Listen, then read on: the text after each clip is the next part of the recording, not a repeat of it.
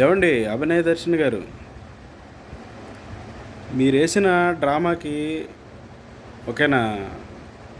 SS Rajamouli ఇలా పెద్ద పెద్ద డైరెక్టర్లు కూడా సరిపోరు మీ ముందు.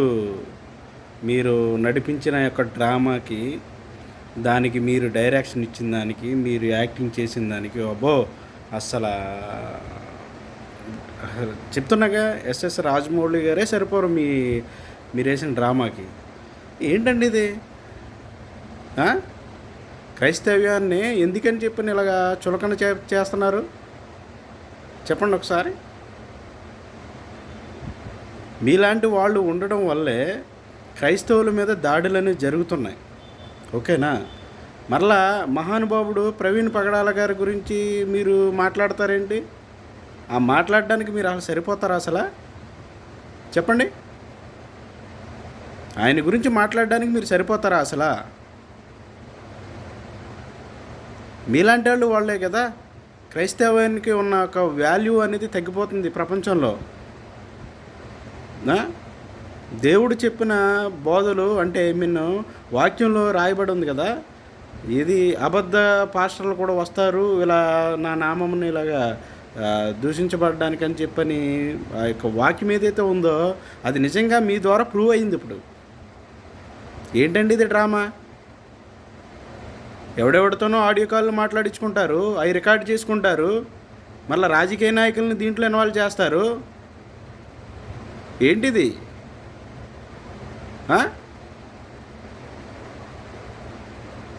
రాజకీయ నాయకులకి క్రైస్తవ్యానికి ఎందుకని లింక్ పెడుతున్నారు మీరు? ఎంతోమంది మహానుభావులు ఉన్నారు క్రీస్తు గురించి ప్రకటించడానికి. వాళ్ళందరినీ అటాక్ చేయింది మిమ్మల్ని ఒక్కరిని ఎందుకు అటాక్ చేస్తారు? మీరు వాళ్ళని రెచ్చగోకుతో బట్టే కదా, వాళ్ళని రెచ్చగోకుతున్నారు మీరు, మీలాంటి వాళ్ళందరూ. ఇంకొక ఆయన అంటాడు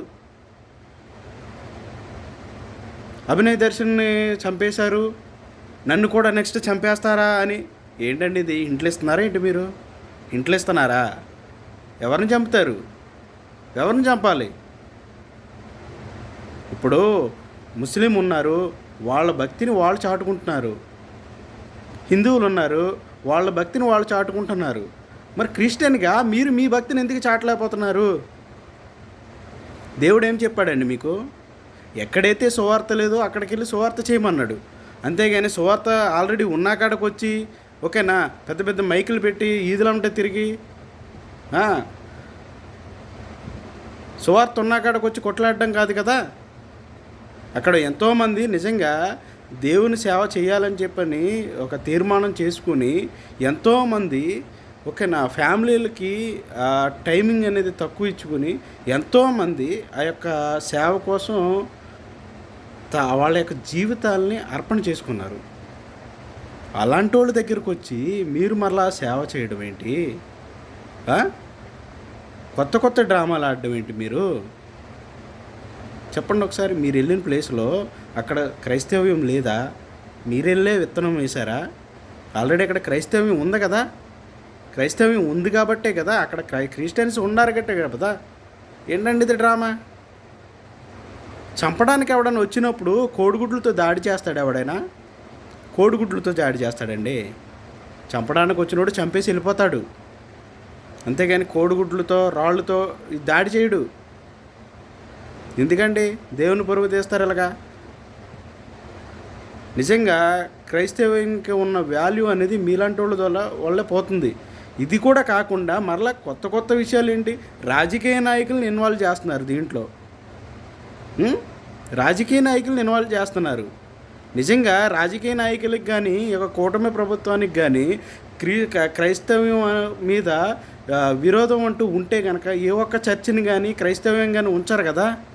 మరి ఇన్ని చర్చిలు ఇన్ని ఆరాధనలు ఎలా జరుగుతున్నాయండి? గత 3 సంవత్సరాలు అవుతుంది ఎలక్షన్స్ అయ్యి కూటమి ప్రభుత్వం వచ్చి.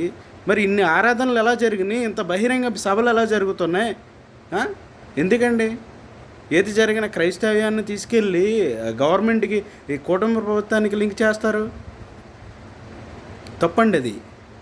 ఓకేనా? మీరు ఈరోజు కాకపోయినా రేపైనా సరే ఇక్కడ తప్పించుకున్న భూలోకంలో పరలోకంలో దేవుడి శిక్షని మీరు తప్పించుకోలేరు. ఓకేనా? ఎందుకండి దేవుడి పరువు తీస్తారు మీరు? ఎంతోమంది రాజకీయ నాయకులే దేవుని గురించి ప్రేరేపించబడి దేవుని సేవలో ఇంకా ముందుకెళ్ళాలని చెప్పని ఎన్నో విధాలుగా క్రైస్తవ్యానికి ఒక విలువ ఇస్తున్నారు. మరి అలాంటి దాన్ని ఎందుకండి మీలాంటి వాళ్ళందరూ వచ్చి చెడగొడతారు? రాజకీయ నాయకులు కాదండి క్రైస్తవ్యాన్ని పాడు చేయాలి, క్రైస్తవ్యం లేకుండా చెయ్యాలి అని రెచ్చగోగేది వాళ్ళు కాదు, మీరే. మీలాంటి పాస్టర్లందరూ ఉండబట్టే, ఓకేనా, హిందువులకి క్రిస్టియన్కి ఇలాగ కులమత భేదాలు అనేది వస్తున్నాయి మీలాంటి వాళ్ళ గురించే. మీలాంటి వాళ్ళందరి వల్ల దళితులు బలైపోతున్నారు. అర్థమవుతుందా? మీలాంటి వాళ్ళు అందరి వల్ల దళితులు బలైపోతున్నారు. అసలు ఏంటిది?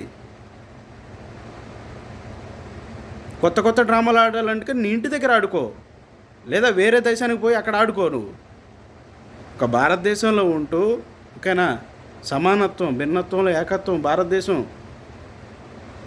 అన్ని మతాలు ఒకటే, అన్ని జాతులు ఒకటే ఇక్కడ భారతదేశంలో. అలాంటి దేశాల్లో మీరుంటూ, అది కూడా ఆంధ్రప్రదేశ్లో కూటమి ప్రభుత్వం ఎంత చక్కగా చేస్తుందండి పరిపాలన. క్రైస్తవ్యానికి ఒక విలువ అంటూ ఇస్తున్నారు వాళ్ళు. ఒక విలువ అంటూ ఇచ్చే వాళ్ళకి మీరు అంటే వాళ్ళు వచ్చి ఎందుకంటే వాళ్ళ మీద బురద జల్లుతున్నారు? ఒక డ్రామా ఆడతావా నువ్వు? నిజంగా వాళ్ళ కోడిగుడ్ల ద్వారా చంపడం కాదు నిన్ను, దేవుడే చంపేస్తాడు నిన్ను. మీడియా ముందు మరలా డ్రామాలు చేస్తావు నువ్వు, మీడియా వాళ్ళ దగ్గర డ్రామాలు చేస్తావు నువ్వు. మరలా ఫోన్లు స్విచ్ ఆఫ్ చేసుకుని ఎక్కడ పరారైపోయావు? నువ్వు తప్పించుకోవచ్చేమో, మనుషుల వల్ల తప్పించుకోవచ్చేమో, కానీ దేవుని ఉగ్రతను ముందు నువ్వు తప్పించుకోలేవు. ఓకేనా? అది గుర్తుపెట్టుకో. దయచేసి ఇలాంటి పాస్టర్స్ ఎవరున్నా సరే మీ యొక్క మనసాక్షిని ఒకసారి పరీక్షించుకుని, ఓకేనా, మనం చేసేది ఏంటి, నిజంగా క్రైస్తవ్యానికి విలువ ఇస్తున్నామా, ఓకేనా, క్రీస్తు బాటలో మనం నడుస్తున్నామా లేదా అని ఒక్కసారి ఆలోచించుకుని మీరు బహిరంగ మీటింగ్లైనా, బహిరంగ సభలైనా, మీ యొక్క చర్చిల్లో ప్రార్థనలైనా, మీ యొక్క ఫ్యామిలీలో దేవుణ్ణి తలుచుకోవాలన్నా సరే ఒకసారి ఆలోచించుకుని తలుచుకోండి. బయటకు వచ్చి చిన్నపిల్లల ఆటలు ఆడితే మట్టికి సమాజం ఊరుకోదు. క్రైస్తవ్యాన్ని చులకన చేస్తే మట్టికి సమాజం ఊరుకోదు. ఇదే నా హెచ్చరిక. ప్రభుత్వ నాయకులకి క్రైస్తవ్యానికి లింకు పెడితే మటుకి మీ యొక్క పాస్టర్లు సహించేది లేదు.